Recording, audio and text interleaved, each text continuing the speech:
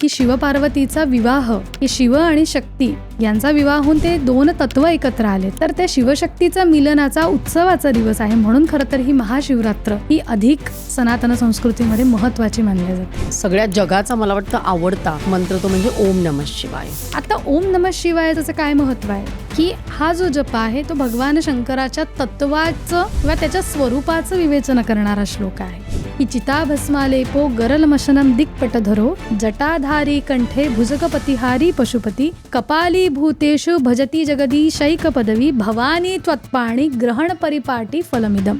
पुराणं एवढी प्राचीन आहेत, गहन आहेत, तर या शिवपुराणाचं त्याचा उगम कसा झाला? एखाद्या देवतेने स्वतःच्या तत्वाचं केलेलं विवेचन. अच्छा, शंकर रामाचा किंवा विष्णूचा जप करतात. समुद्र मंथनातनं जेव्हा 14 रत्नांना बाहेर काढण्यात आलं त्यावेळेला हलाहल सुद्धा बाहेर पडलं, ज्याला आपण विष असं म्हणतो. मग त्या विषाचं प्राशन कोणी करावं तर शंकरापेक्षा दुसरी शक्ती कोणातच नाही, म्हणून शंकराने ते हलाहल प्राशन केलं. पण ते कंठामध्ये सामावलं की सगळे उपाय झाले, कशानेच तो दाह कमी होईना, तर राम नाम जपाने फक्त तो दाह कमी झाला.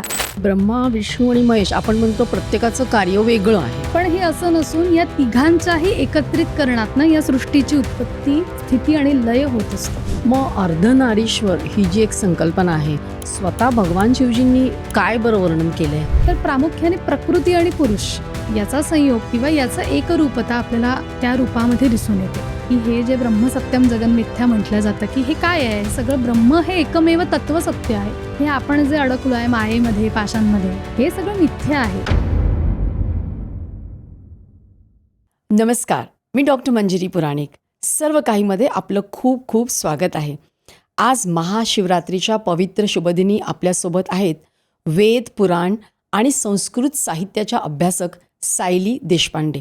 महाशिवरात्र आणि शिवपुराण म्हणजे केवळ श्रद्धा आणि भक्ती नव्हे, तर त्यामध्ये आपल्याला सृष्टीचं गहन रहस्य, मोक्षप्राप्ती ह्याचा सुद्धा मार्ग दिसतो. ज्यांना ज्यांना अध्यात्मामध्ये रस आहे किंवा स्वतःची प्रगती साधायची, त्यांनी हा एपिसोड अगदी शेवटपर्यंत बघा. आणि हां, सबस्क्राईब केलं नसेल तर जरूर करा. जेवढे आपले सबस्क्रायबर वाढतील तेवढे अजून नवीन नवीन गेस्ट आपल्याला बोलवता येतील. तर मग चला ऐकूया शिवपुराणाची महती.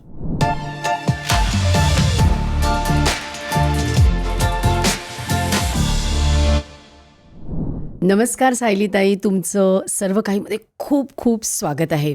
नमस्कार. महाशिवरात्री हा आपल्या सनातन संस्कृतीचा एक अतिशय महत्त्वाचा आणि पवित्र दिवस आहे. आणि जे शिवतत्वज्ञान आहे ते सामावले शिवपुराणमध्ये. तर मला असं वाटतं की हे पुराणं एवढी प्राचीन आहेत, गहन आहेत, तर ह्या शिवपुराणाचं त्याचा उगम कसा झाला, त्याची रचना, कारण ते एक महापुराण आहे. बरोबर. तर ते कसं काय झालं? सर्वप्रथम नमस्कार मंजिरीताई, तुम्हाला सुद्धा महाशिवरात्रीच्या खूप खूप शुभेच्छा. आपल्या दर्शकांनाही शुभेच्छा. शिवपुराण हे 18 पुराणांशिवाय असलेलं एक महापुराण आहे. या महापुराणाच्या श्लोकसंख्येबद्दल 1,00,000 श्लोकसंख्या असलेलं हे पुराण आहे. आणि इतर पुराणं जी आहेत ती व्यासनिर्मित आहे असं आपल्याला माहिती आहे. पण शिवपुराणाच्या उगमाबद्दल जेव्हा आपण बोलतो त्यावेळेला शिवपुराण हे स्वतः शिवांनी स्वतःचं स्वरूप प्रकट करण्यासाठी बोलल्या गेलेलं आहे असं मानलं जातं. पण त्यातला काहीसा भाग हा वायू पुराणाच्या अंतर्गत किंवा वायुदेवतेने सुद्धा तो उद्धृत केला आहे. म्हणून बऱ्याच ठिकाणी शिवपुराणाला वायुपुराण या नावाने सुद्धा ओळखलं जातं. ते शिवपुराणाच्या उगमाबद्दल बोलायचं झाल्यास एखाद्या देवतेने स्वतःच्या तत्वाचं केलेलं विवेचन, जसं आपण स्वतःबद्दल अधिक योग्य पद्धतीने जसं बोलू शकतो तसं त्या शिवानी शिवतत्वाबद्दल केल्या गेलेली चर्चा आणि त्या तत्वाचं असलेलं महत्त्व अशा अनुषंगाने शिवपुराणाचा उगम झाला असं आपण म्हणू शकतो. मग ते महर्षी व्यासांनी नक्की काय केलं? महर्षी व्यासांनी 18 पुराणांची रचना केली. त्यामध्ये शिवपुराण हे अंतर्भूत होत नाही, पण वायुपुराण हे 18 पुराणांच्या अंतर्गत येणारं आहे असं मानलं जातं. व्यासांनी महापुराण म्हणून शिवपुराणाची उत्पत्ती केली नाही, कारण ते स्वतः शिवांकडनं प्रकट झालं असल्यामुळे त्याच्यात व्यासांचा कुठलाही कार्यभाग नव्हता असं मानलं जातं. पण मग ते लिहिलं कोणी? ते लिहिण्यापेक्षा ते प्रकट झालं. ज्या पद्धतीने वेद साहित्य हे कुठलेही लिहिल्या गेलेले नाही आहेत, ते प्रकट झालेले आहेत, त्याप्रमाणे हे पुराण प्रकट झालं आणि त्याच्यानंतर ध्यान साधनेतनं किंवा तपश्चर्येतनं ते प्राप्त केल्यानंतर मग त्याची संहिता निर्माण झाली. पण मग हे ज्ञानसाधनेतनं जेव्हा प्राप्त होत गेलं साधूंना, ऋषीमुनींना, हम्म. तेव्हा त्यांनी मग ते लिहून लिहून काढलं. काढलं. मग तसं शिवपुराण कोणी लिहून काढलं? शिवपुराणाचं मग आपण रचयिता सगळ्या पुराणांचे व्यासच मानतो. त्याच्यामुळे परत एकदा श्रेय व्यासांकडेच जातं की व्यासांनीच याचं लेखन म्हणा किंवा ती संहिता आपल्यापर्यंत पोहोचावी याच्यासाठी केलेलं हे कार्य आहे. पण त्याआधी हे पुराण वाङ्मय जे निर्माण झालं हे काही एखाद्या पुस्तकासारखं निर्माण झालेलं नाही. यामध्ये असलेला 90% भाग हा कथा उपकथांचा आहे. आणि कथा ही सांगितल्यानंतर समोरच्याला ऐकाविषयी वाटते. तर व्यासांनी एक कार्य असं केलं की 4 त्यांचे जे शिष्य होते त्या 4 शिष्यांना त्यांनी वेदांचं ज्ञान दिलं. त्यापैकी अजून एक शिष्य त्यांचा होता ज्याचं नाव होतं रोमहर्षण सूत. या रोमहर्षण सूताला या पुराणाचं ज्ञान त्यांनी दिलं. आणि मग त्या सूताने काय केलं तर ज्या ज्या ठिकाणी यज्ञ इत्यादी कर्म व्हायची त्या ठिकाणी त्या पुराणांचं गायन किंवा पुराणांचं महत्त्व सांगण्यासाठी तो जात असे. त्याच्यामुळे पुराणांचं जे ज्ञान आहे हे व्यासांकडनं सूतांपर्यंत आलं. आणि म्हणून प्रत्येक पुराणाच्या सुरुवातीला सूत उवाच किंवा शौनक उवाच असे शब्द आपल्याला दिसतात. तर सूतांनी इतर ऋषीमुनींना या पुराणांचं ज्ञान द्यायला सुरुवात केली आणि मग ते पोचलं हळूहळू सगळ्यांपर्यंत. लोकांपर्यंत ते पोहोचलं. 1,00,000 मला वाटतं श्लोक आहेत, पण बरोबर. सध्या त्यातले फक्त 24,000 उपलब्ध आहेत. आणि बरोबर. त्याच्या काही संहिता पण असतील ना. हो. तर मग त्याच्याबद्दल जर आपल्या प्रेक्षकांना सांग. निश्चित. शिवपुराणाच्या एकूण 12 संहिता आहेत. म्हणजे 1,00,000 श्लोकांचं जे शिवपुराण आहे त्याच्या 12 संहिता आहे. त्याच्या विश्वेश्वर संहिता ही त्यातली पहिली संहिता आहे. रुद्र संहिता आहे, विनायक संहिता आहे, मातृसंहिता, उमा संहिता, शतरुद्र संहिता, एकादश रुद्र संहिता, कोटी रुद्र संहिता, शतकोटी रुद्र संहिता, सहस्त्रकोटी वायू संहिता आणि शेवटची धर्मसंहिता अशा एकंदरीत संहिता आहेत. पण कालमानाने त्याच्यातल्या फक्त 7 संहिता आपल्याला प्राप्त झाल्या आणि इतर संहिता नाही आहेत असं म्हणण्यापेक्षा त्या गहाळ झाल्या किंवा त्या आज उपलब्ध दिसत नाही किंवा लुप्त झाल्या असाव्यात असं मानलं जातं. पण जेव्हा एखादी गोष्ट लुप्त होते म्हणजे ती काळाची गरज नाही म्हणून लुप्त होते की काळ निघून गेला, वेळ निघून गेली, म्हणजे जेव्हा वेळ येईल तेव्हा त्या प्रगट होऊ शकतात? तसं पाहायला गेलं तर 1,00,000 श्लोकांची संहिता आहे. शिवपुराणाचं जे स्वरूप आहे ते 1,00,000 श्लोकांचं आहे. पण जो गहाळ झालेला भाग आपण म्हणतो त्यातलं असं झालं की कालमानाने जेव्हा त्या लिखित स्वरूपात पुढे आल्या गेल्या तेव्हा जसं ज्ञान ऋषीमुनींना झालं तेवढंच ज्ञान पुढच्या पिढीला होईलच असं नाही. त्याच्यामुळे त्यांनी प्राप्त करायच्या फक्त 7 संहिता त्यांना प्राप्त झाल्या. म्हणजे ज्याला आपण असं म्हणतो की या अशा दिसतात बा, तर अशा 7 संहिता त्यांना प्राप्त झाल्या. आणि उरलेल्या 5 संहिता त्याच्यामध्ये सुद्धा विषय आहेत. त्यामध्ये सुद्धा अनेक तत्त्वज्ञानाची चर्चा केलेली आहे. पण काळाच्या ओघात त्या कुठेतरी निसटल्या म्हणा किंवा त्या उपलब्ध होऊ शकल्या नाही असा उल्लेख आपल्याला शिवपुराणाच्या संहितांबाबत दिसून येतो. त्यातल्या 5 मुख्य ज्या संहिता आहेत त्या विश्वेश्वर संहिता, उमा संहिता, रुद्र संहिता, वायवीय संहिता. ही वायवीय संहिता 2 भागांमध्ये विभागलेली आहे, पूर्व भाग आणि उत्तर भाग. आणि वायवीय संहितेमध्ये शिवतत्वाचं किंवा शिवमहिमेचं वर्णन केलेलं आपल्याला दिसून येतं. आणि अशा पद्धतीने 7 संहितांची उपलब्धता आपल्याला शिवपुराणाची दिसून येते. मग याच्या संख्या किती झाल्या तर हे 24,000 श्लोकांचं शिवपुराण आपल्याकडे आलं. म्हणजे असं म्हटलं जाईल की 18 पुराणांना जर तुम्ही एकत्रितपणे केलं तर त्याची संख्या 1,00,000 व्हायला मदत होते. पण हे शिवपुराण स्वतःतच 1,00,000 श्लोकांचं आहे. याच्यावरून त्याच्या महापुराणात असण्याची सार्थकता दिसून म्हणून येते. त्याला महापुराण म्हटलं जातं. बरोबर. मग मला सांग की प्रत्येक संहितेमध्ये साधारण की प्रत्येक संहितेमध्ये असं कुठलं शिवतत्वज्ञान आहे तर ते जरा सांगशील का? हां, विद्येश्वर संहिता ही शिवपुराणातली पहिली संहिता आहे. यामध्ये शिवपुराणाचा महिमा, शिवपुराणाचा जोगम जो आपण आत्ता चर्चा केली तो, त्यानंतर शिवतत्व काय आहे याबद्दलची चर्चा दिसून येते. त्यानंतरच्या संहितेमध्ये रुद्र संहितेमध्ये शिवापासून शक्तीची उत्पत्ती कशी झाली यावर रुद्र संहितेमध्ये चर्चा केलेली दिसून येते.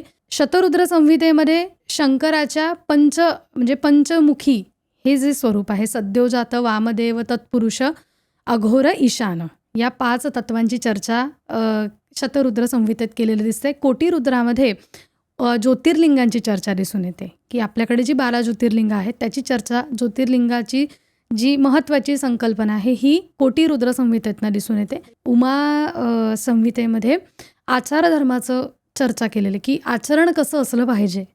तत्वाची आराधना करत असताना ज्यावेळेला तुम्ही सदाचाराचं वर्तन करता तर ते कशा पद्धतीने असलं पाहिजे हे आचारधर्माचं वर्णन त्यामध्ये केलेलं दिसतं. आणि नंतरच्या उरलेल्या ज्या 2 संहिता त्याच्यामध्ये प्रामुख्याने तत्त्वज्ञानावर आधारित काही प्रश्न आणि उपसंहाराचा भाग अशा पद्धतीने या 7 संहितातले विषय आपल्याला दिसून येतात. मग अर्धनारीश्वर ही जी एक संकल्पना आहे खूप वेगळी आहे नाही का ती? बरोबर. तर ती कुठल्या संहितेत आहे आणि त्याचं स्वतः भगवान शिवजींनी काय बरं वर्णन केलंय? रुद्र संहितेमध्ये आपल्याला अर्धनारी नटेश्वर किंवा अर्धनारीश्वरी संकल्पना दिसून येते. तर प्रामुख्याने प्रकृती आणि पुरुष याचा संयोग किंवा याचं एकरूपता आपल्याला त्या रूपामध्ये दिसून येते.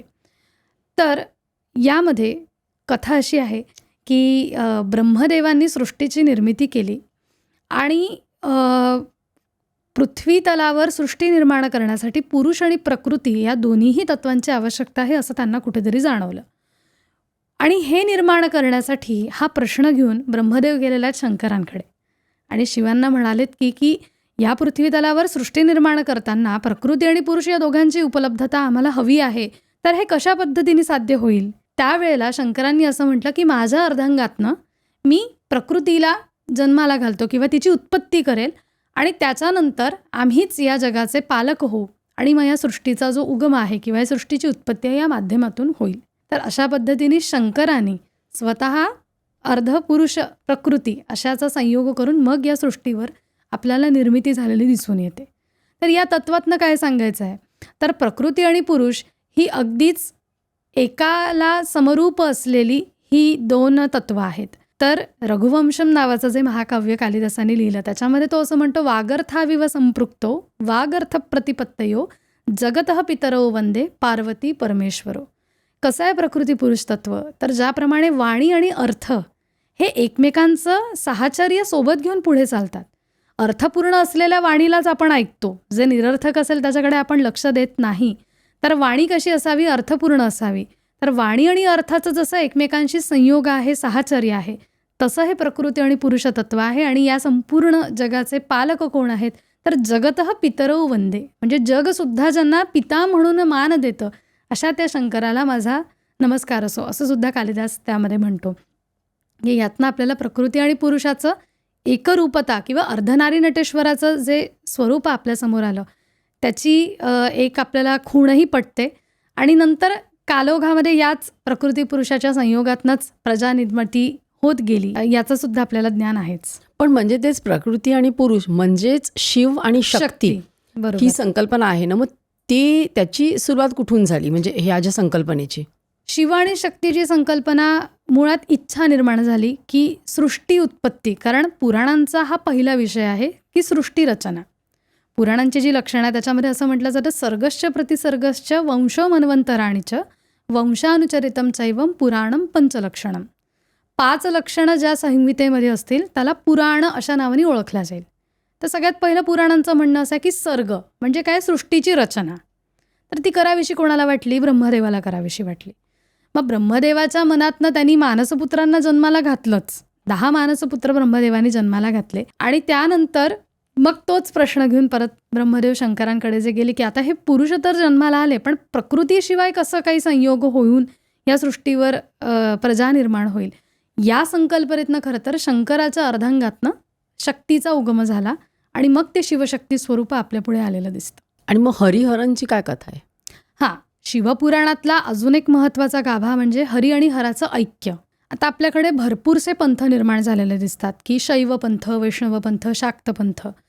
पण हरिहराचं ऐक्य हा शिवपुराणातला एक महत्त्वाचा धागा असा आहे की मुळात ब्रह्मा विष्णू महेश हे उत्पत्ती, स्थिती आणि लय या 3 स्थितींचे कारक आहेत की ब्रह्मदेवापासून उत्पत्ती होते, विष्णूपासून स्थिती आणि भगवान शंकर लय करतात. तर हरिहर म्हणजे विष्णू आणि शंकर, तर यांचं ऐक्य म्हणजे नेमकं काय? तर या तिघांमध्येही एकच तत्व सामावलेलं दिसून येतं आपल्याला. कारण शिव ही देवता असण्यापेक्षा ते तत्व आधी आहे आणि नंतर ती देवता म्हणून आपल्यासमोर सगुण साकार झाली. मग हरिहरांच्या ऐक्यामध्ये जेव्हा आपण विचार करतो त्यावेळेला आपल्याला असं दिसून येतं की शंकर आणि हरी विष्णू हे दोनही एकच आहेत. करणारे जरी आपल्याला असं वाटलं की लय हा शंकर करतो, म्हणजे एखादी वेगळी व्यक्ती करते, उत्पत्ती एक वेगळी व्यक्ती करते आणि स्थिती एक वेगळी व्यक्ती करतं, तर हे आपल्यासाठी निर्माण झालेले नामभेद आहेत. म्हणजे ब्रह्मा, विष्णू आणि महेश आपण म्हणतो प्रत्येकाचं कार्य वेगळं आहे. हां, पण हे असं नसून या तिघांच्याही एकत्रित करणातनं या सृष्टीची उत्पत्ती, स्थिती आणि लय होत असतो. त्याच्यामुळे हे नामनिर्देश आहेत फक्त, की ब्रह्मदेव उत्पत्तीसाठी आहेत, विष्णू हे स्थितीसाठी आहेत आणि भगवान शंकर हे लयासाठी आहेत. पण हरिहराचं ऐक्य सांगत असताना एक छोटा प्रसंग असा होतो की सगळे शिवगण बसलेले आहेत. शंकर सतत रामनाम किंवा विष्णूंचं जप करतात आहे. अच्छा, शंकर रामाचा किंवा विष्णूचा जप करतात. आहे. त्याची कथा अशी येते की समुद्रमंथनातनं जेव्हा 14 रत्नांना बाहेर काढण्यात आलं किंवा ती निर्माण झाली त्यावेळेला हलाहलसुद्धा बाहेर पडलं, ज्याला आपण विष असं म्हणतो. मग त्या विषाचं प्राशन कोणी करावं, तर शंकरापेक्षा दुसरी शक्ती कोणातच नाही, म्हणून शंकराने ते हलाहल प्राशन केलं, पण ते कंठामध्ये सामावलं. आणि कंठ म्हणून आपण त्याला नीलकंठ असं म्हणतो भगवान शंकराला.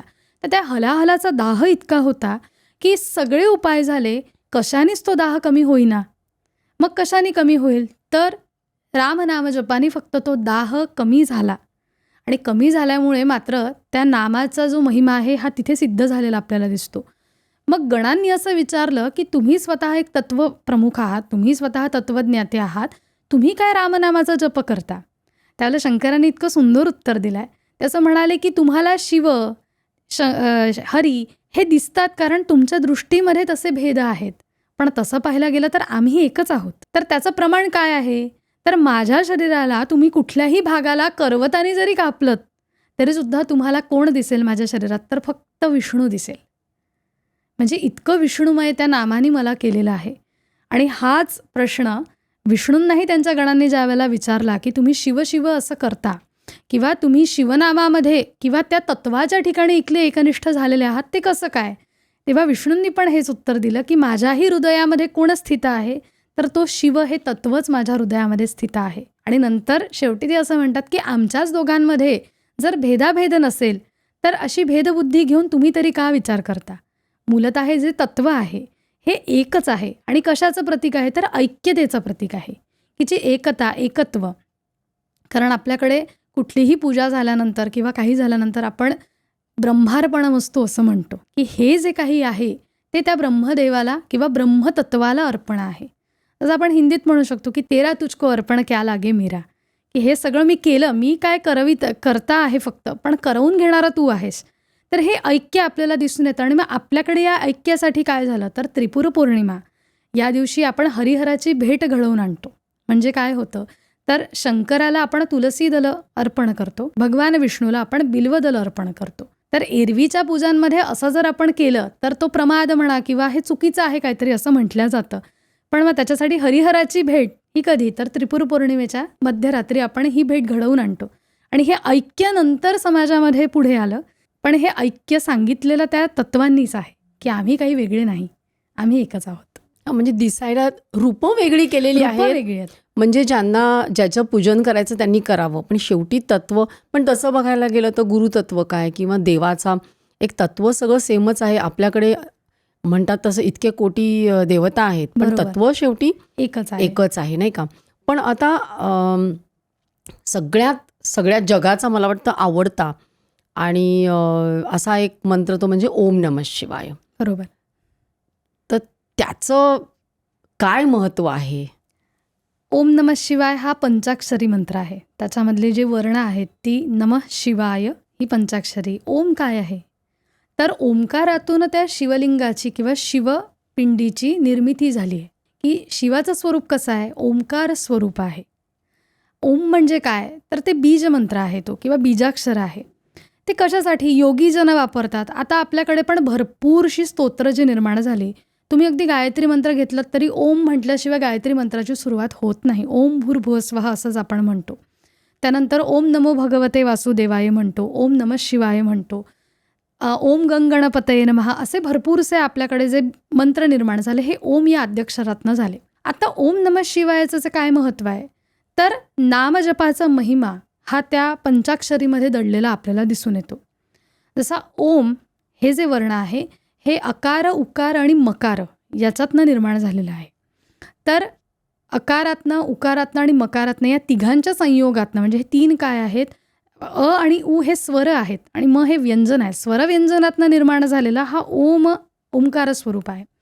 नमः शिवाय म्हणत असताना त्या भगवान शंकराच्या ठिकाणी मी नतमस्तक झालेलो आहे किंवा त्याच्या नामजपानी मला त्या तत्वाची जाणीव व्हावी किंवा त्या तत्वाच्या जवळ जाण्याची माझी एक इच्छा म्हणा किंवा मला त्या तत्वाच्या समीप जाता यावं याच्यासाठी असलेला तो मार्ग आहे.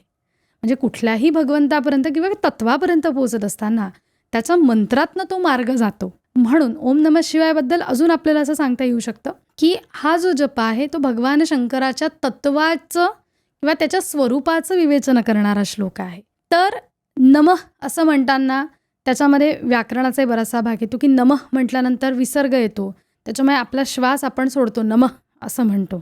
नमः शिवाय असं सुद्धा आपण जेव्हा म्हणतो तर इथे शिव आणि शक्तीचं शिवाय, शिव शिवा, शिव म्हणजे पुरुष आणि शिवा म्हणजे प्रकृती, या दोघांनाही अनुसरून तो नमः शिवाय असं म्हटलेलं दिसून येतं आपल्याला. आणि या पंचाक्षरी मंत्राचं ज्याला आपण व्हायब्रेशन्स असं म्हणतो तर ते इतके सकारात्मक आहे. कुठल्याही योगीजनाला किंवा शिवरात्रीच्या दिवशी आपण असं म्हणतो की ते शिवतत्व जागृत असतं, तर त्यावेळेला त्या शिवतत्वामध्ये असलेल्या ज्या काही सकारात्मक ऊर्जा आहेत त्या आपल्यापर्यंत मंत्राच्या माध्यमातून पोहोचतात. मध्यंतरी विठ्ठल या शब्दावर भरपूर झालं होतं की विठ्ठल शब्दाने तुमच्या हृदयावर काही आघात म्हणा किंवा होत खूप असे रिसर्च झाला होता. बरोबर. की विठ्ठल विठ्ठल विठ्ठल म्हणत राहिलं तर तुमचे जे काही हार्ट किंवा कार्डियक कंडिशन्स असतात त्या इम्प्रूव्ह होतात, असं एक बराच मोठा स्टडी झाला होता. बरोबर. तर नमः शिवायबद्दल सुद्धा पंचाक्षरी तत्व त्याच्यातनं आपल्याला दिसून येतं. आणि जे मी मगाशी उल्लेख केला की सद्योजात, वामदेव, तत्पुरुष, अघोर आणि ईशान, हे जे आहे, हे जे पंचतत्व आहे यांचासुद्धा समावेश या मंत्रातनं आपल्याला अधिक वृद्धिंगत झालेला दिसतो. आणि म्हणून हा जो जप आहे हा योगीजनांनी किंवा ज्यांना ध्यान साधना, तपस्साधना करायची असेल याने एकचित्ताने, एकाग्र चित्ताने जर याचं मनन केलं, चिंतन केलं तर निश्चितपणे तुम्हाला त्या तत्वाची अनुभूती होईल. पण असं आहे का की ओम नमः शिवाय हा खूप म्हणजे मंत्र म्हणून त्याची स्वतःची पॉवर असतेच, पण असं आहे की संसारी पुरुषांनी सुद्धा हा मंत्र करावा, म्हणजे तो मंत्र केल्याने काही वैराग्याकडे तर जात नाही ना कोणी? मुळात वैराग्य येणं आसक्तीतनं जेव्हा आपण निघतो, विरक्तीत जेव्हा जातो तेव्हा वैराग्य निश्चितच येतं. पण संसारी पुरुषांनी याचा जप केला असं जसं तुम्ही म्हटलं की अचानकपणे वैराग्य येऊन तो जाईल की काय सोडून, असं नाही. पण तुम्हाला त्या तत्वाची जाणीव व्हायला लागते. म्हणजे हे संपूर्ण जे जग आहे हे तत्वावरच आहे. आता हे शिवतत्व जे आपण बोलतोय हे जळीस्थळी काष्ठी पाषाणी. शिव या शब्दाचा अर्थच होतो मुळात मंगल. शिव म्हणजे काय तर मंगल, म्हणून आपण शिवे सर्वार्थ साधिके असं म्हणतो. तर सगळं मंगल व्हावं किंवा सगळं मंगल साधावं या अर्थाने आपण ते म्हणतो. तर हा जो पंचाक्षरी मंत्र आहे या पंचाक्षरी मंत्राची स्वतःची ऊर्जा आहेच, तो स्वतः सिद्ध असलेला मंत्र आहे. पण यांनी झाली तर मदत त्याला पुढच्या उत्तम कार्यासाठीच होईल. त्याच्यातनं काही एकदम असा वैराग्य येऊन तो काही विरक्तीकडे निश्चितपणे जाणार नाही, पण त्याची जाणीव मात्र त्याला व्हायला मदत होईल की हे जे ब्रह्मसत्यम जगन्मिथ्या म्हटलं जातं की हे काय आहे, हे सगळं ब्रह्म हे एकमेव तत्व सत्य आहे. हे आपण जे अडकलो आहे मायेमध्ये, पाशांमध्ये, हे सगळं मिथ्या आहे. म्हणजे काय आहे तर तत्वाची जाणीव होणं आणि त्याच्या ठिकाणी आपलं मन रत असणं, हे खरं तर त्यातलं सत्यता किंवा शाश्वतता आपल्याला दिसून येते. आणि हे जसं तू म्हणालीस तसं तत्व सगळीकडे आहे, म्हणजे ते आपल्यात सुद्धा आहे. हो, निश्चित. आणि मला असं वाटतं की जेव्हा आपण मंत्र म्हणतो, जसं तू म्हणालीस की पवित्र आहे, शुभ आहे, तर हे मंत्र म्हटलं की कुठेतरी आपल्यातलं ते तत्व जागृत होणारच, नाही का? बरोबर. आपल्या सगळ्याचं अणुरेणू ते तत्व आहे आणि आपण मायेमध्ये जर अडकून पडलेलो आहोत तर ते मंत्र म्हणून मला असं वाटतं ते जागृत झालं तर कारण काय आहे की असं वाटतं ना, भगवान शंकर म्हणजे वैराग्य अशी आपलं एक मत झालेलं असतं. हो. पण शिवतत्व हे आपल्याला जगायला सुद्धा शिकवतं, नाही का? तर असं म्हटलं जातं ना पुराणातली वांगी पुराणामध्ये. पण कथा मात्र सगळ्यांना आवडतात आणि त्या कथा आजच्या आपल्या जीवनाला, जगण्याला सुद्धा उपयुक्त असतात. म्हणजे कुठेतरी त्याचं एक सार असतंच ना. तर मला काही पुराणातल्या कथा ऐकायला आवडतील. निश्चित. शिवरात्रीच्या दिवशी सगळ्यांना माहिती असलेली आणि परिचित अशी कथा आहे, की ज्याच्यातनं आता मुळात काय आहे, की पुराणांमध्ये असलेल्या ज्या कथा आहेत, त्या रूपकं म्हणून वापरलेल्या आहेत. म्हणजे तुम्हाला एक उदाहरण आम्ही दिलेलं आहे, की अशी अशी कथा घडली, याच्यातनं हा बोध आपल्याला मिळाला. आपल्याला तो बोध घेऊन आपल्या आयुष्याचं मार्गक्रमण करायचं आहे. आता प्रश्न असाही उरतो, की जे पुराणांचं अध्ययन करत नाहीत, मग त्यांना हा बोध होतो की नाही? किंवा मग त्या बोधांचं जर त्यांना होत नसेल, मग त्यांचं आयुष्य सन्मार्गी नाही का? पण पुराणातल्या गोष्टी या आपल्याला न वाचताही रोजच्या आयुष्यामध्ये वापरता येतात. कारण व्यासांनी असं म्हटलेलं आहे, की 18 पुराणेषु व्यासस्य वचनद्वयम्. व्यासांनी 2च गोष्टी सांगितल्या, की परोपकाराय पुण्याय पापाय परपीडनम. की तुम्ही परोपकार करणं, समोरच्याचं चांगलं हितचिंतन हा तुमच्यासाठी पुण्यप्रद काळ आहे आणि तुम्ही कोणाला त्रास द्याल किंवा हिंसा कराल तर हे पापच आहे. तर अशा 2 सुंदर व्याख्या त्यांनी दिलेल्या आहेत. आता या कथा आपल्याला काय शिकवतात, तर शिवरात्रीसाठी एक जी छान कथा येते ती म्हणजे व्याधाची एक कथा आहे, की जसं आपलंही होतं बरेचदा, की नकळतपणे आपल्या हातून इतकं काही छान होऊन जातं, की त्याचा आपल्याला परिणाम छान मिळतो आणि आपल्याला कळतही नाही. आणि अनाहूतपणे एखादी गोष्ट होऊन जाते आणि आपल्याला त्याचं फळ मिळाल्यानंतर आपल्याला आश्चर्य वाटतं, की बापरे हे कसं काय झालं? असंच काहीचं त्या व्याधाचं झालं, की व्याध होता जंगलामध्ये राहणारा. शिकार करण्यासाठी म्हणून तो मृगयेला निघाला. शिकार शोधत शोधत त्याला रात्र झाली. तो म्हणाला, की आता रात्र झालीच आहे, पण शिकार केल्याशिवाय घरी जाता येणार नाही, कारण बाकीच्यांचं पोट कसं भरायचं? कारण मृगयेशिवाय दुसरा पर्याय नाही. मग काय करत बसायचं? तर सावजाची वाट पाहायची. असं म्हणून त्या जंगलामध्ये एका बिल्व वृक्षावर तो आरूढ झाला, बसला. त्याला काही माहीत नाही की हे बेलाचं झाड आहे किंवा काय आहे. अंधार होता जंगलातला भाग. तो त्या बिल्व वृक्षावर आरूढ झाला, बसला, वाट बघत की आता सावज येईल, मग सावज येईल. समोर पाण्याचं सरोवर होतं आणि त्या बिल्व वृक्षाच्या खाली शिवपिंड होती. पण हे अंधारात त्याला उमगलं नाही. त्याच्यामुळे तो अज्ञानाने त्या झाडावर चढला, सावजाची वाट बघितली. सरोवराजवळ आला कोणी, तर आपण बाण मारू बा आणि आपण इथे नेम धरून बसावं अशा भावनेने तो तिथे बसला. बसल्यानंतर थोड्या वेळाने तिथे एक मृगी आली, म्हणजे मृगाची पत्नी आली. आणि आल्यानंतर पाण्याचा आवाज झाला आणि त्या चाहुलीने तो व्याध सावध झाला आणि त्याला असं वाटलं सावध झालं, आता आपण बाण मारायला हरकत नाही. त्याने नेम धरला, बाण मारणार. तेवढ्यात ती असं म्हणाली, की मला मारू नका, माझी मुलं घरी वाट बघतात आहे. तुम्हाला मला मारायचंच असेल तर मी परत येते, पण त्यांना सांगून येते की आज नंतर काही आपली भेट होणार नाही, त्यांचा निरोप घेऊन मी परत येते. व्याधाला मोठं आश्चर्य वाटलं, की मरण जवळ आहे तरी घरच्यांचा मोह सुटत नाही. ती घरी गेली. व्याधाने सांगितलं की ठीक आहे, मी तुला परवानगी देतो, पण तू परत आली नाहीस तर मात्र मी तिथे येईल किंवा मग काही तुझी खेळ नाही. मग ती घरी गेली. सगळा प्रसंग तिने सांगितला. मग तिथे अजून एक मृगी होती. तिने हे सगळं ऐकलं. मग ती असं म्हणाली, की बाळांना तुझी गरज आहे, आई म्हणून तू इथे राहायला हवंस. जीव काय जायचा आहे तो माझा गेला तरी काही हरकत नाही, त्याच्यामुळे मी जाते. थोड्या वेळाने दुसरी मृगी तिथे आली. त्याला वाटलं की तीच मृगी परत आली. तिने असंच म्हटलं, की मी माझ्या घरच्यांचा निरोप घेऊन येते, तोपर्यंत तू इथेच थांब. तो म्हणाला, की याच्या आधी पण असंच घडलं, आता मी तुझ्यावर कशा विश्वास ठेवू? पहिली मृगी गेलेली काही परत आली नाही, तू दुसरीच आली, तूही असंच सांगशील परत जाशील, मग कसं व्हायचं? ती म्हणाली, की नाही, माझ्यावर विश्वास ठेवा. ती परत गेली. तिथे मृग आला. मृग आल्यानंतर आता व्याधाने ठरवलं, की आता मी काही ऐकणार नाही, मी मात्र आता हा बाण इथनं सोडणार. या दरम्यान काय झालं, तर त्या बिल्ववृक्षावरची काही बिल्वपत्र त्या खाली असलेल्या शिवपिंडीवर नकळतपणे पडली. आणि असं एकदा नाही, दोनदा नाही, 3दा घडलं.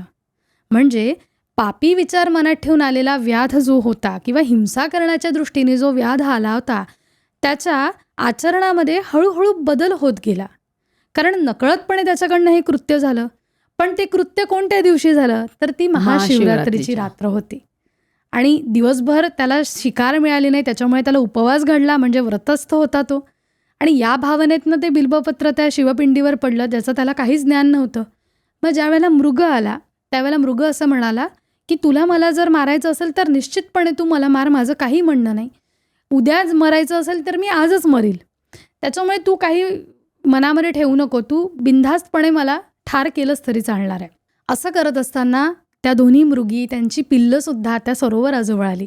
आणि एवढा सगळा परिवार बघितल्यानंतर, त्या पिल्लांना छोट्या छोट्या बघितल्यानंतर मात्र व्याधाच्या मनाला कुठेतरी जाणवलं, की आपण फार मोठी चूक करत होतो.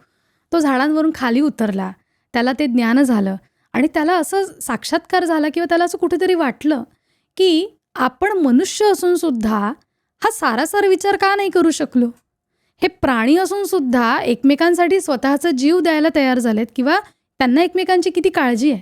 मला सुद्धा काळजी आहे, या मृगयाच्या माध्यमातूनच माझ्या घरच्यांच्या पोटामध्ये अन्न जाणार आहे. पण हा माझा जो विचार आहे हा किती स्वार्थी विचार झाला की समोरच्याचा जीव घेऊन मी स्वतःचं पोट भरील, पण त्यांच्या परिवाराचं काय. तर हा साक्षात्कार हा कशामुळे झाला, तर त्याच्याकडून जे नकळतपणे ते कृत्य घडल्या गेलं बिल्वपत्रांचं, तर त्यालासुद्धा हळूहळू त्याची जाणीव व्हायला लागली आणि अगदी पहिल्यांदा काहीही ऐकून न घेणारा व्याध हळूहळू नरमला आणि त्याच्या या साक्षात्कारामुळे म्हणा किंवा त्याला जे जाणवलं त्याच्यामुळे भगवान शंकर तिथे प्रकट झाले आणि ते असं म्हणाले की तुझ्या व्याध स्वरूपाला किंवा व्याध याला वर्णाला धरून तू केलंस ते योग्य आहे, पण तुला शेवटी काय होईना तुझी चूक कळली. पण या चुकीपेक्षाही काय चांगलं झालं तर तुझ्याकडनं ही सेवा झाली आज. आणि याचं फल म्हणून मी तुला या पातकातनं मुक्त करतो आणि तुझी जी वृत्ती बदललेली आहे किंवा तुझ्या स्वभावात जे परिवर्तन आलेलं आहे हे असंच तू ठेव. आणि मग ती शिवरात्र ही महाशिवरात्र म्हणून ओळखली जाऊ लागली.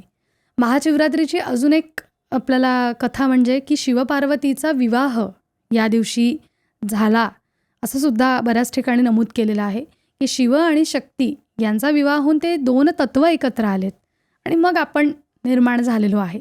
तर त्या शिवशक्तीचा मिलनाचा उत्सवाचा दिवस आहे म्हणून खरं तर ही महाशिवरात्र ही अधिक सनातन संस्कृतीमध्ये महत्त्वाची मानली जाते. पण मग महाशिवरात्रीला आपण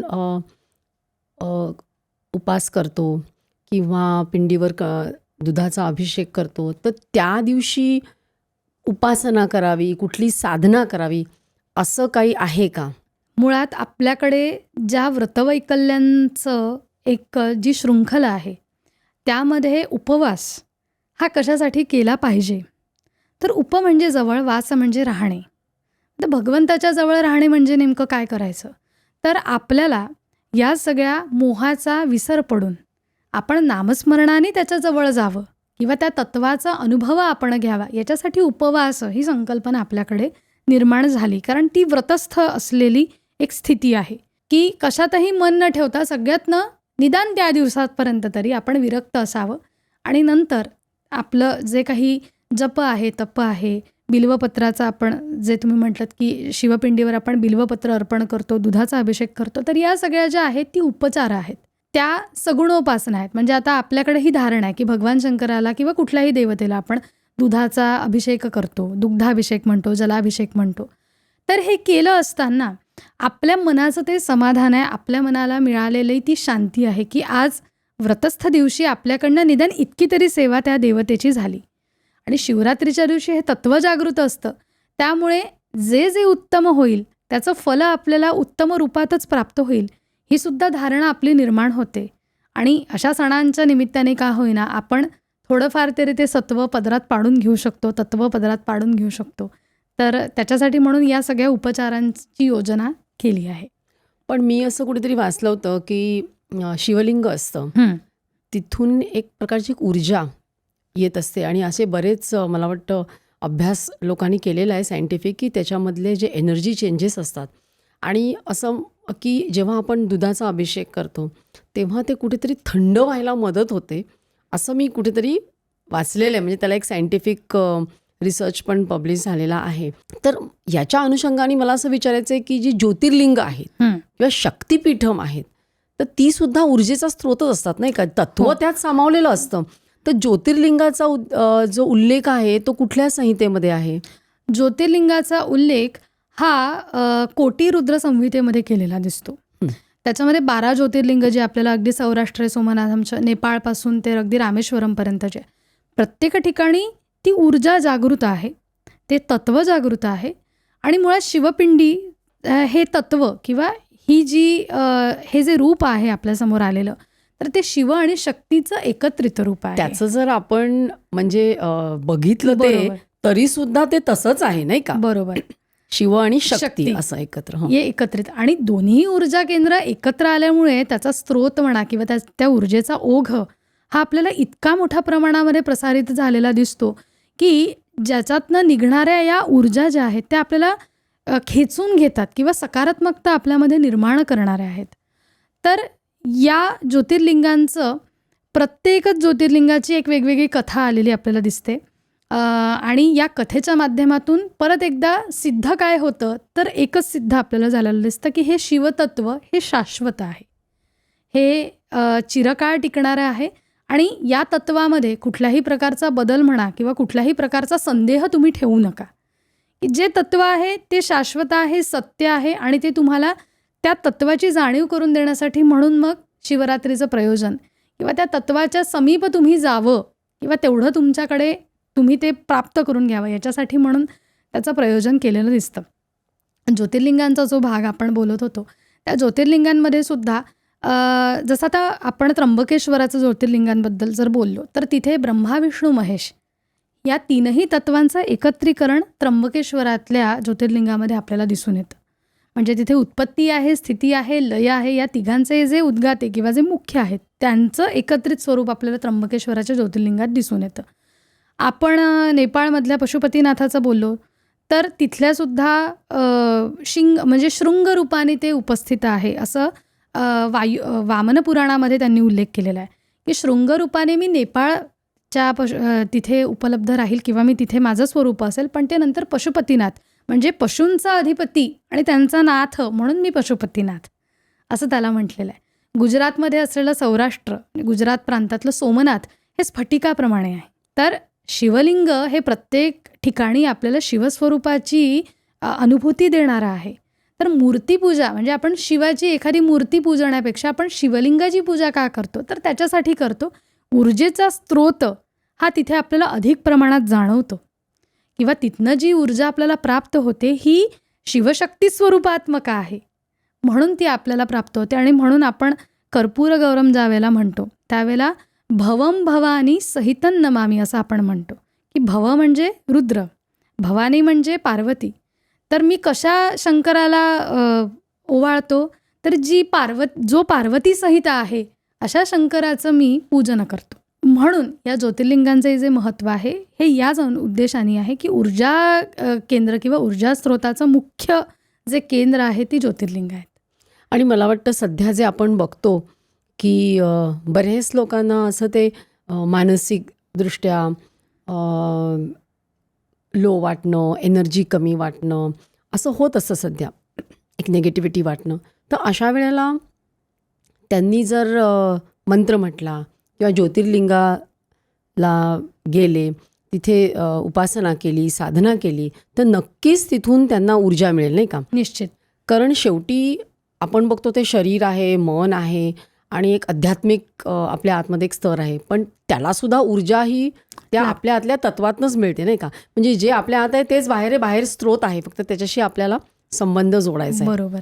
आता तू भगवान शंकरांबद्दल तुम्ही बोललात तर जेव्हा शंकर म्हटलं ना की तो डमरू, तो सर्प, अंगाला लावलेलं भस्म असं सगळं रूप डोळ्यासमोर येतं. बरोबर. तर त्या प्रत्येकाचा काहीतरी एक सांकेतिक अर्थ असेल ना?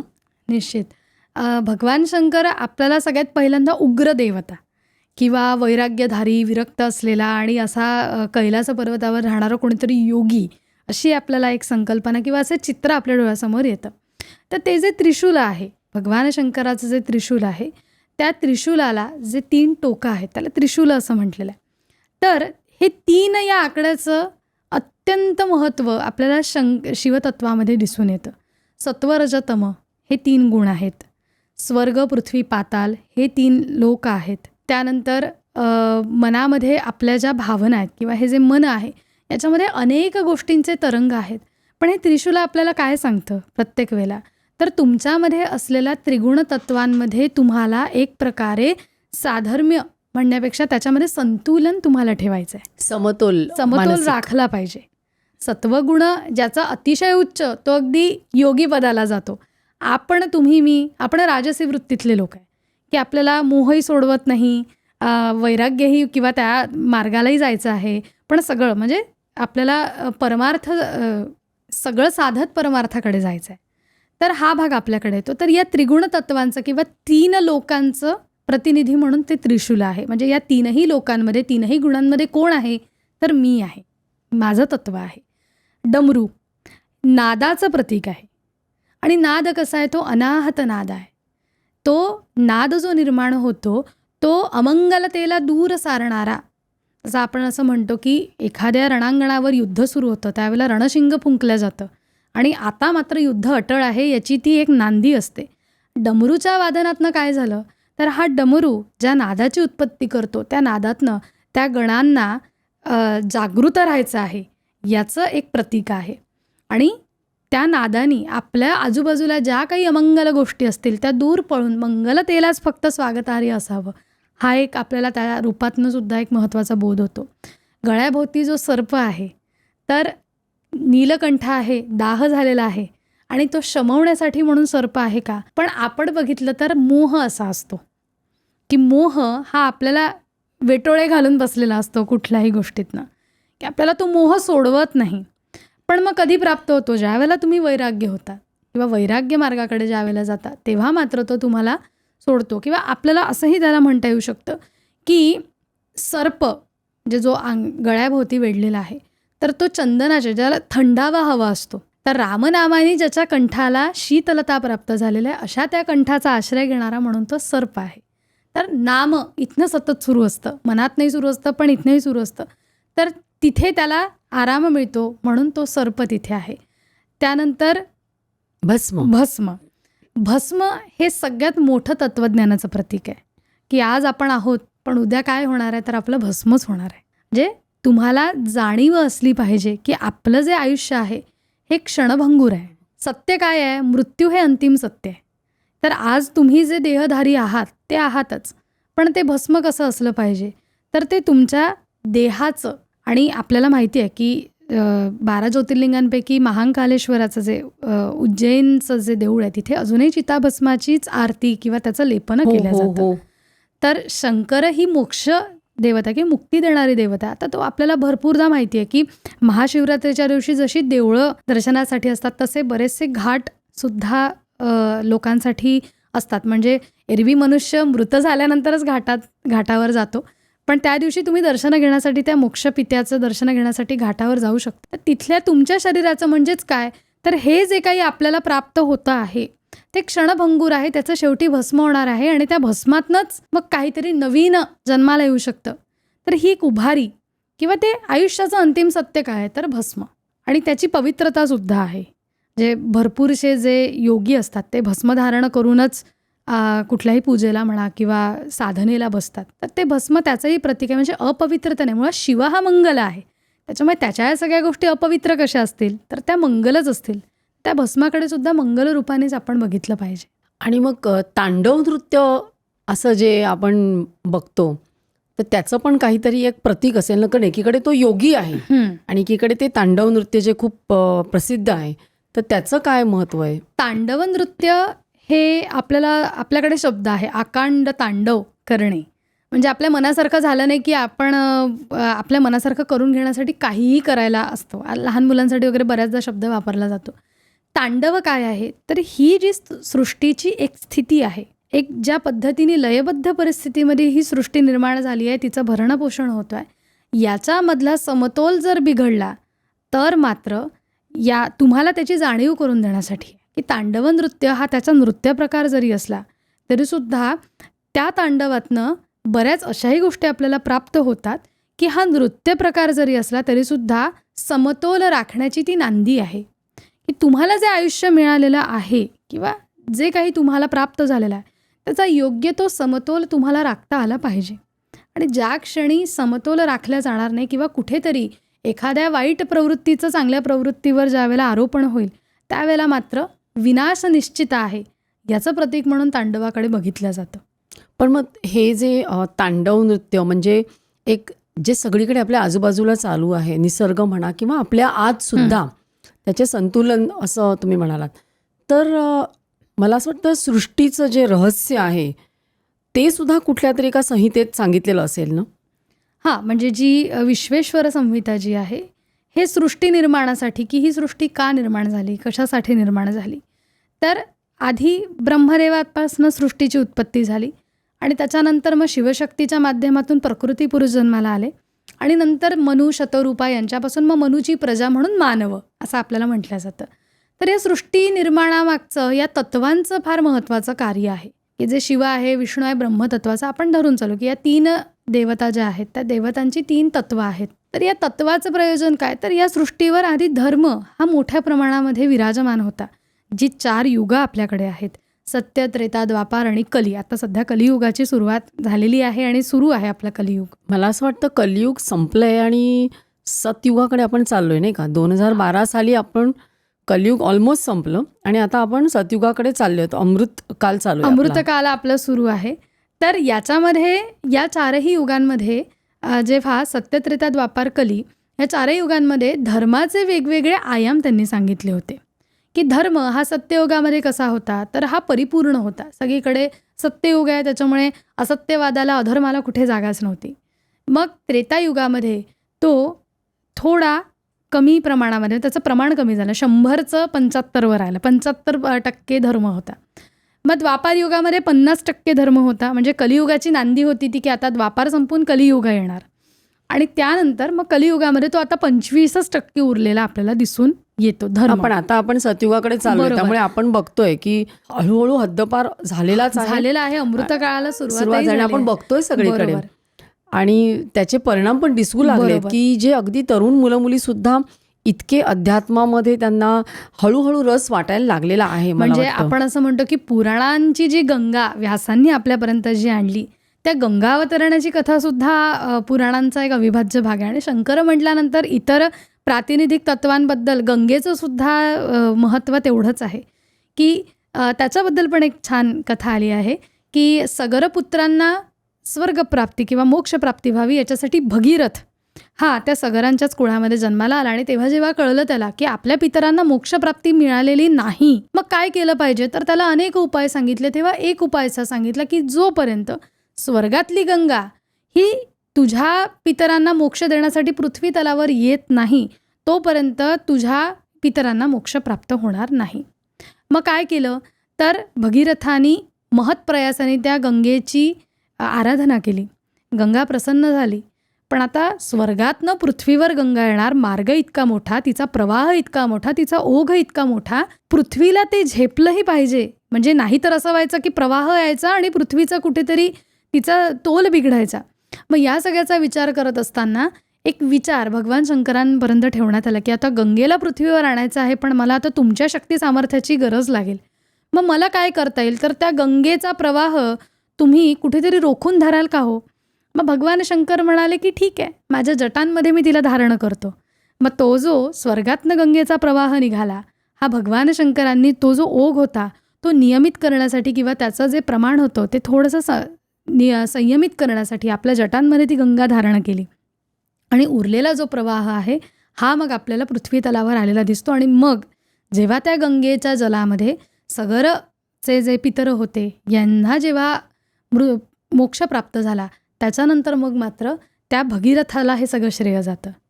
तर म्हणून आपल्याकडे जी पद्धत आहे, असं मला वाटतं की आपल्याकडे मनुष्य मृत्यू झाल्यानंतरच्या काळामध्ये जेव्हा आपल्याकडे एक अस्थि विसर्जन नावाचा एक भाग आहे, तर आपण शक्यतर गंगेमध्ये त्या विसर्जित कराव्या. तर आपली अशी धारणा आहे की त्याच्यात जर विसर्जित झाल्या तर त्याला पुढची गती योग्य मिळेल. तर हा सुद्धा भाग गंगा अवतरणाच्या कथेतनं आपल्याला दिसून येतो की त्यांनी त्याच्या पूर्वजांसाठी जसा गंगेचा आश्रय घेतला तसा आपल्याला सुद्धा तीच गंगा आश्रयदाती आहे. आणि म्हणून आपल्याकडे अजूनही एक म्हण पडली की जो व्यक्ती खूप प्रयत्नांनी एखादी गोष्ट करतो तेव्हा आपण त्याला भगीरथ प्रयत्न असं म्हणतो. आणि मग त्या भगीरथाने तिला आणलं म्हणून तिला भागीरथी असं सुद्धा म्हटलं जातं गंगेला. अच्छा, मला एक सांग, आपण आता शिवलिंगाबद्दल बोललो की ते प्रकृती आणि पुरुष, शिव आणि शक्ती ह्याचं एक प्रतीक आहे त्यांच्या ऐक्याचं. तर मग आत्मलिंग काय आहे? त्याची पण एक कथा आहे. आता पुराण म्हटल्यानंतर कथांचा भरणा आहेच. खूप सुंदर कथा आहे त्याची.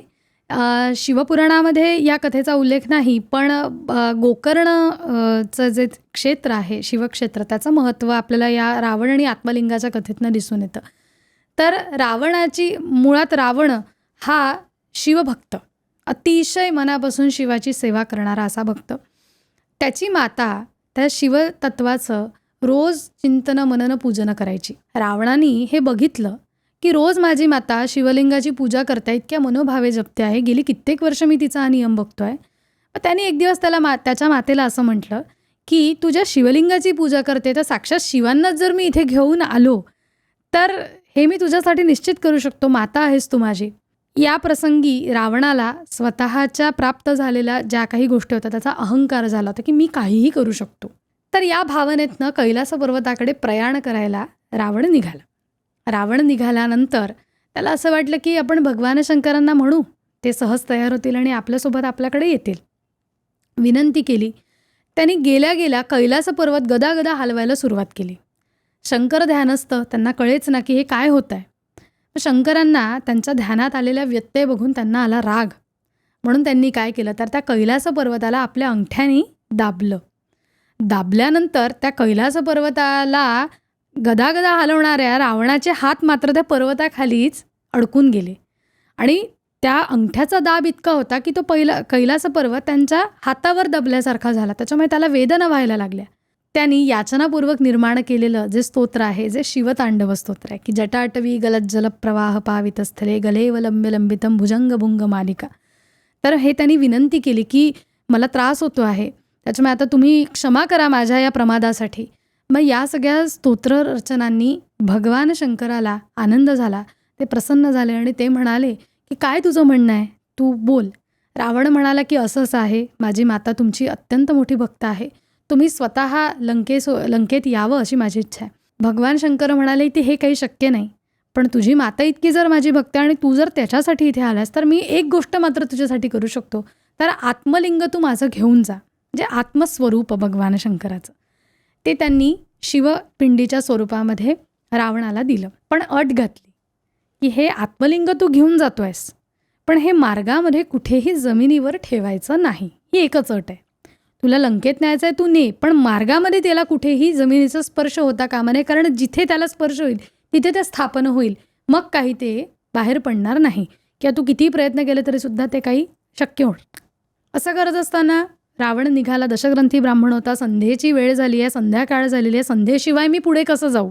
आता प्रश्न पडला, हातात तर आत्मलिंग आहे, मग आता मी ठेवू कुठे, ठेवायला नाही सांगितलं आहे आणि याला ठेवल्याशिवाय मी संध्या करू शकत नाही. मग तिथे गणपती गुराख्याच्या रूपामध्ये आले आणि ही योजना आहे. गुराख्याला बघितलं आणि रावणाच्या मनामध्ये आशेचा किरण जागा झाला की चला कोणीतरी मिळालं, आपण याला देऊन तर बघू. गुराखी याला बोलवलं की असंच आहे, मी संध्या करतपर्यंत हे आत्मलिंग तुझ्याजवळ ठेव आणि त्याच्यानंतर मी तुला सांगेल त्यावेळेला तू मला दे आणि तुझ्या मार्गाला जा. आता त्यावेळेला गुराख्याने सुद्धा आपली अट ठेवली, मी धरून बसतो पण 3 वेळा मी तुम्हाला आवाज देईल. 3 वेळेला आवाज दिल्यानंतर जर तुम्ही परत आला नाहीत तर मात्र हे मी इथेच ठेवून निघून जाईल, नंतर काय होईल ते तुम्ही तुमचं बघा. मग रावण म्हणाला ठीक आहे. संध्येसाठी नदीच्या पात्रात उतरला, संध्या केली. इकडे गणपती ज्या गुराख्याच्या वेशात गणपती होते त्यांनी आवाज दिला 3 वेळा आणि 3ही वेळेला प्रतिसाद काही आला नाही. ते धरलं आत्मलिंग आणि त्या नदीच्या किनारी ठेवून दिलं. ते निघून गेले. रावण आले संध्या केल्यानंतर, बघितलं तर काय तर आत्मलिंग तिथेच. मग काय करायचं, आता अट तर घातली होती, अट तर काही पाळल्या गेली नाही. मग त्या आत्मलिंगाला परत एकदा त्यांनी खूप पद्धतीने तिथनं उचलण्याचा प्रयत्न केला, पण ते जड झालं, तिथे बसून गेलं, ते काही झालं नाही. पण अशा पद्धतीने त्याला उचलण्याचा प्रयत्न केला की त्याला गोकर्णाचा आकार निर्माण झाला. गाईचं जसं कान असतं त्याप्रमाणे त्या शिवलिंगाचा आकार झाला आणि ते मात्र तिथे स्थित झालं. म्हणून त्याला गोकर्ण क्षेत्र या नावाने ते रावण आणि आत्मलिंगाची जी कथा आहे ही, त्या आत्मलिंग म्हणजे काय तर ते गोकर्ण क्षेत्र या नावाने मग ते आपल्याला प्रख्यात झालं किंवा माहिती झालं. किती सुंदर आहेत ना या कथा सगळ्या, आणि त्याचं म्हणजे ऐकायला पण छान वाटतं. पण एवढ्या साऱ्या कथा आहेत शिवपुराणामध्ये, तर तुझी आवडती सगळ्यात कथा कुठली? माझी आवडती सगळ्यात कथा म्हणजे हीच कथा की जी मी आत्ता तुम्हाला सांगितली, आत्मलिंगाची कथा.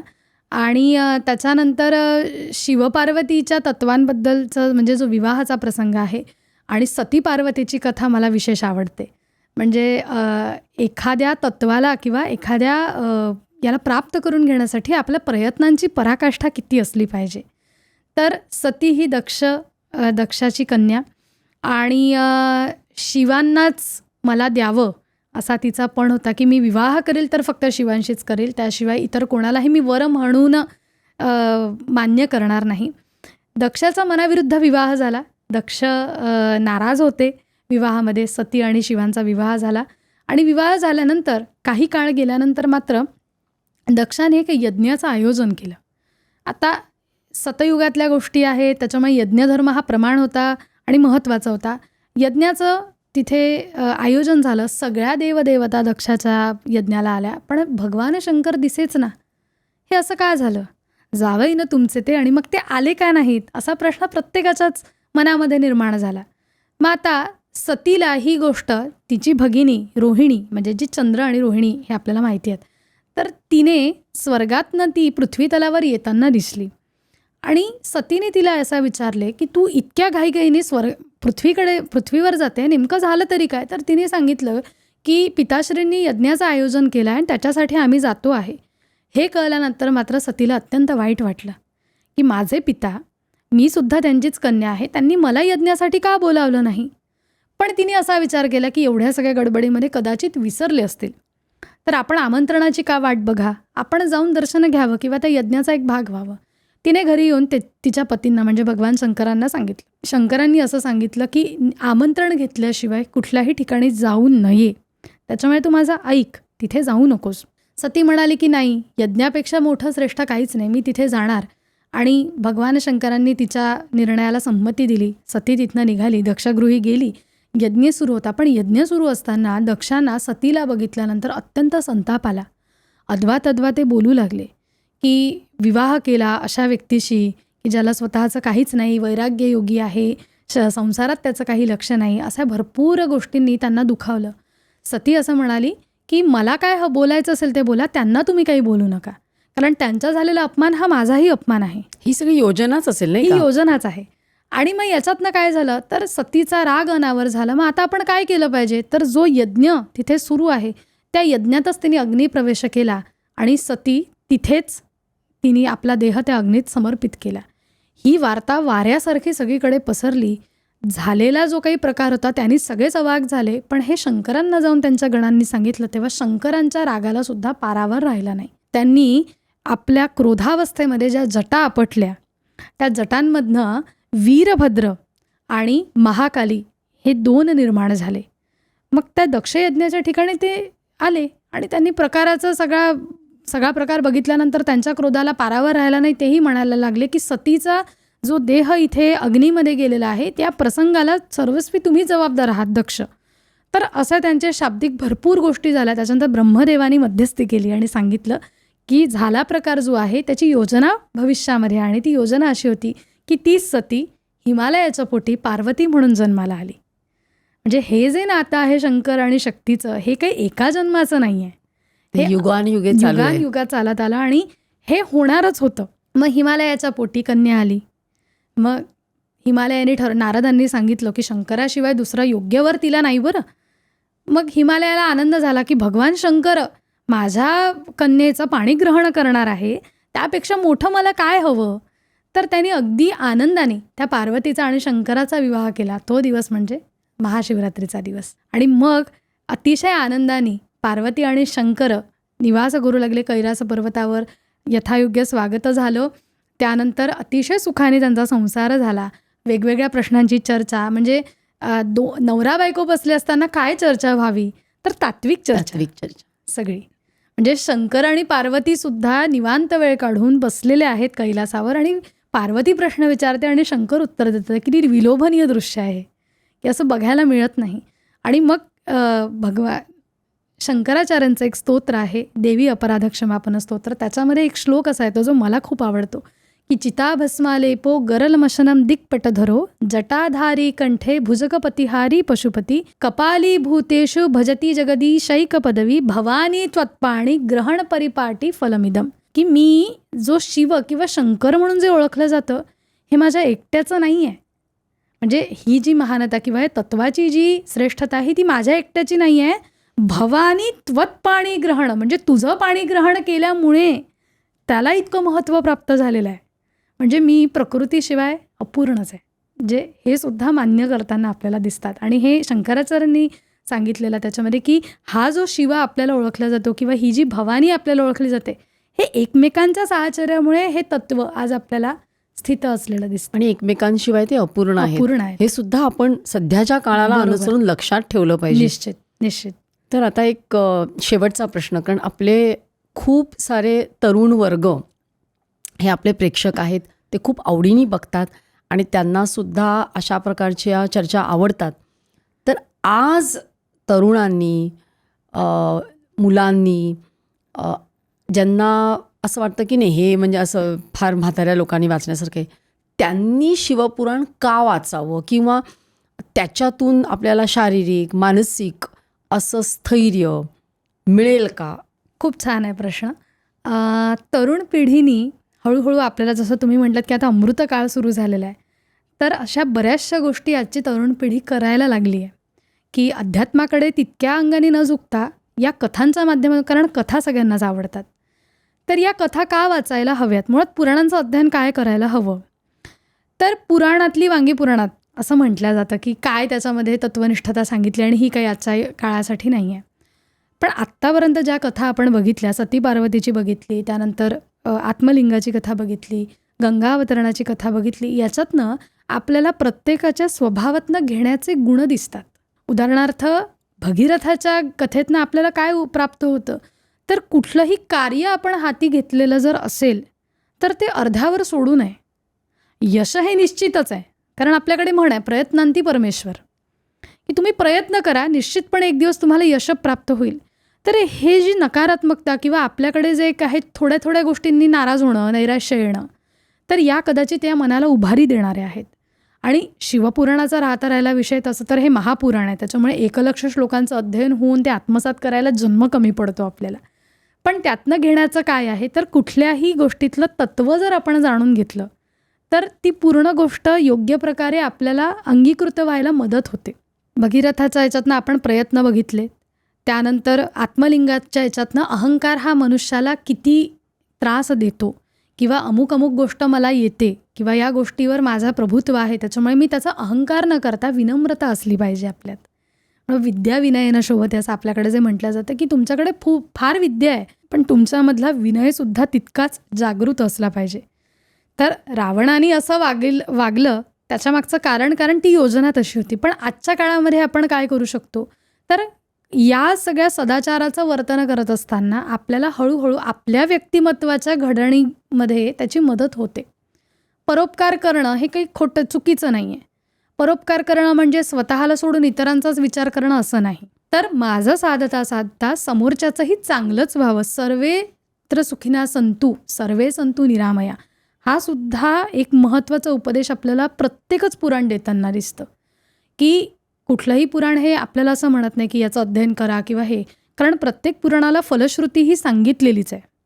कारण जसं तुम्ही विचारलं तसं स्तोत्रांमध्ये सुद्धा सांगितलेलं आहे की अमुक अमुक स्तोत्र वाचावं. पण मग मनुष्याच्या मनात प्रश्न निर्माण होतो, हे वाचू पण कशासाठी, काय मिळणार आहे मला याच्यातनं. तर जे जे तुम्ही चांगल्या मनाने मागाल ते तुम्हाला सगळंच प्राप्त होतं, फक्त तुमच्यात ती इच्छाशक्ती पाहिजे. तर या इच्छाशक्तीला प्रबळ करण्याचं, स्वतःमध्ये सकारात्मकता निर्माण करण्याचं, एखाद्या परिस्थितीतनं योग्य मार्ग काढून त्याच्यातनं आपण बाहेर कसं पडू शकू आणि त्या निराशतेवर मात करून आपण चांगल्या गोष्टी कशा आपल्याशा करू शकू, ह्याच्यासाठी ही पुराण आपल्याला मदत करतात. खूपच छान. म्हणजे आजच्या पिढीला सुद्धा हे एवढं प्राचीन लिहिलेलं, स्वतः भगवान शिवजींनी सांगितलेलं शिवपुराण कसं उपयुक्त आहे हे खूप छान सांगितलं. तर तू इकडे आलीस आणि महाशिवरात्रीबद्दल इतकं सुंदर सांगितलंस, त्याबद्दल सर्व काही तर्फे खूप खूप धन्यवाद. खूप छान वाटलं. Thank you so much. धन्यवाद. तर प्रेक्षक हो, आज आपण महाशिवरात्री आणि शिवपुराण ह्याचा एक आध्यात्मिक जो गाभा आहे आणि आजसाठी त्याची जी उपयुक्तता आहे ती समजून घेतली. मला असं वाटतं शिवतत्वज्ञान हे आपल्याला शांती किंवा आपली प्रगती, उन्नती साधायची असेल तर त्याचा नक्कीच आपल्याला उपयोग होतो. जर तुम्हाला अजून कुठल्या पुराणांबद्दल किंवा वेद, उपनिषद ह्याच्याबद्दल अशीच विस्तृत चर्चा ऐकायची असेल, त्याचं विवेचन ऐकायचं असेल, तर मला असं वाटतं आपण साईला परत एकदा बोलवूया. तुम्ही कॉमेंट्समध्ये जरूर लिहा तुम्हाला काय ऐकायला आवडेल. तुमच्या प्रतिक्रिया वाचायला आम्हाला खूप खूप आवडतात. तर मग हा एपिसोड तुम्हाला नक्कीच आवडला असेल. सगळ्या मित्रमैत्रिणींना शेअर करा, लाईक करा, सबस्क्राईब करायला विसरू नका. पुन्हा भेटूया पुढच्या वेळी असाच अजून एक नवीन विषय घेऊन सर्व काहीमध्ये. आणि ओम नमः शिवाय.